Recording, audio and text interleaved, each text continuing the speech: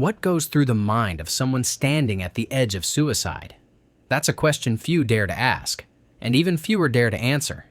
Because when we see someone with a vacant stare, standing before an abyss, with a silent phone in their hands or writing a final letter, what we feel is fear.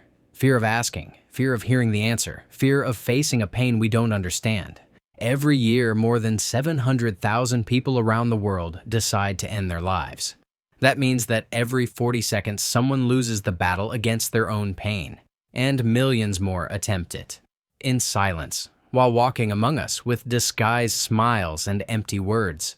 Because suicide isn't really a desire to die. It's a desire to stop suffering. A silent plea to quiet a pain the brain no longer knows how to handle. A pain so deep it clouds all hope and distorts every thought. And to understand it, we must first dare to look directly at that mind on the edge of the abyss. And that is exactly what we're going to do in today's video. Welcome, Neurocurious minds. To begin, let's understand how a brain in suicidal crisis perceives reality.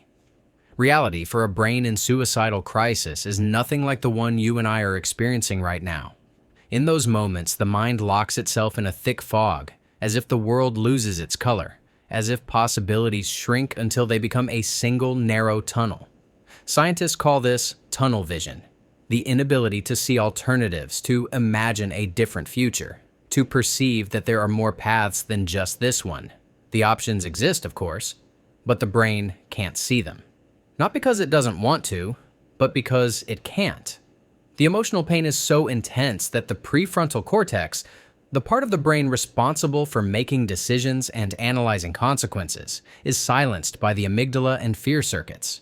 The mind feels trapped, and anything other than escaping that pain seems impossible or pointless. In the middle of that fog, the negativity bias, that natural tendency we all have to focus more on the bad than the good, is amplified until it dominates everything.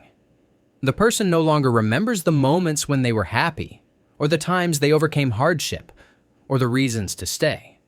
They just feel that nothing is worth it, that nothing will get better, that it will always be this way. And then learned helplessness sets in, that deep conviction that nothing they do will change anything. As if the mind itself were saying, no matter what I try, nothing will work. And so reality becomes small, gray, suffocating.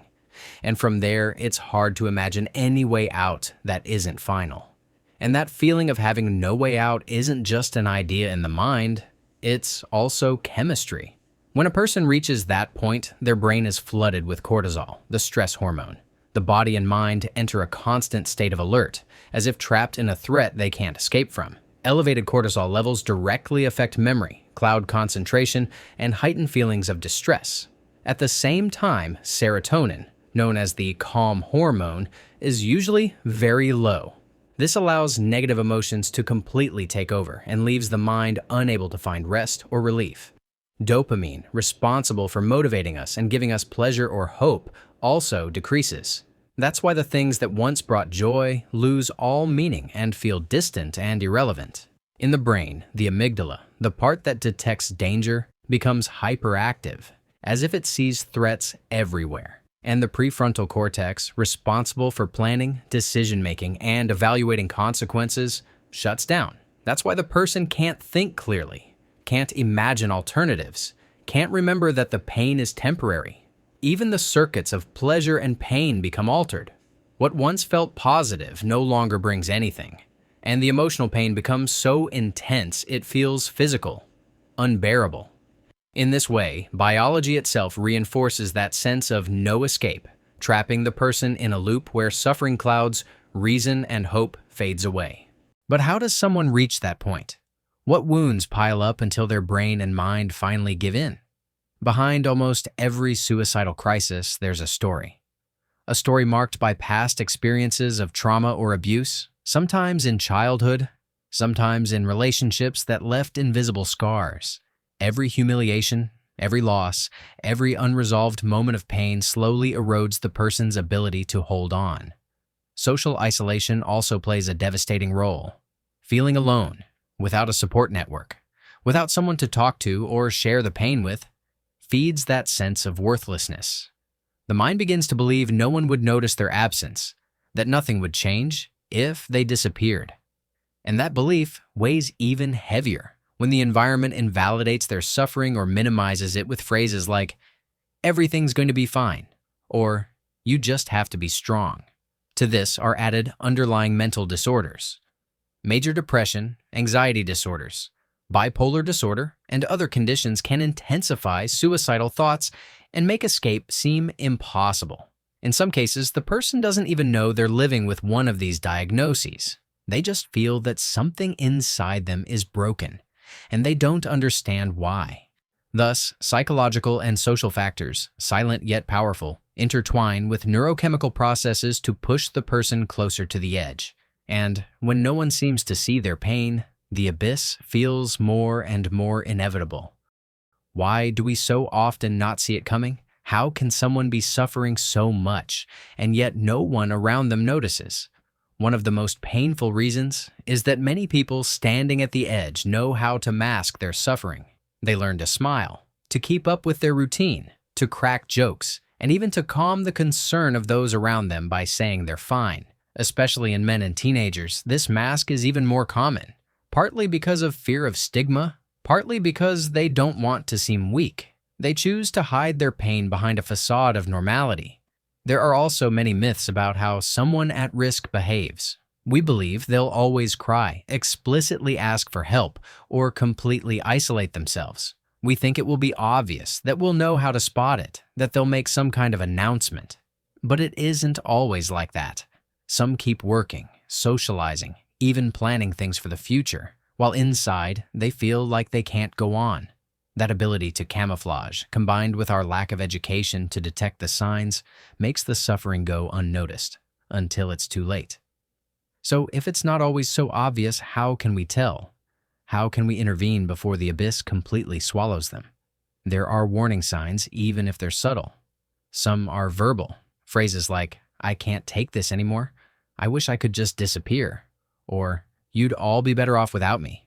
Others are nonverbal, like a persistent sadness, a lifeless stare, or an emotional disconnection that wasn't there before.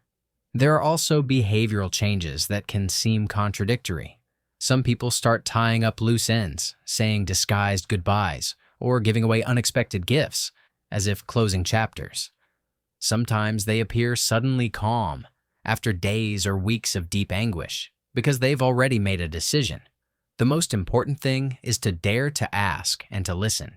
Look them in the eye, hold the silence, and ask the question so many fear. Are you thinking about hurting yourself? Contrary to what many believe, asking doesn't plant the idea. On the contrary, it can open a door that breaks through that unbearable loneliness. Because sometimes, the only thing someone needs to keep from letting go of the edge is knowing that someone else is willing to hold their hand. And that hand that holds, that question that saves, it can also be yours. Asking for help is not a sign of weakness. It never has been.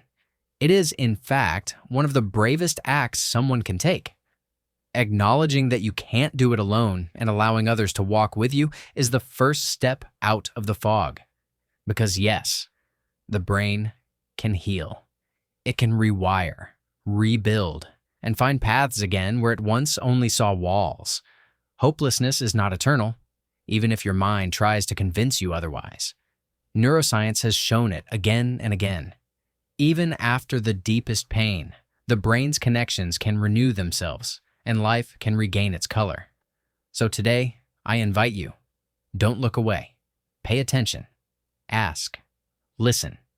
And above all, share this video, because you never know who you might be helping just by letting it reach their hands. And if you're the one at the edge, remember, there is always a way out. Even if your brain feels like it's in chaos right now, like a forest scorched by fire or a city submerged after a storm, it too can be reborn. Just as life returns after a fire or a flood, your mind can rebuild itself too, little by little, with help, with time, with care. And don't forget, asking for help isn't weakness, it's courage. If this video helped you see something your mind already suspected, subscribe and share it with those who also need to wake up. Because knowledge doesn't just inform, it heals, it transforms, and sometimes it even saves. See you in the next lesson, Neurocurious Minds.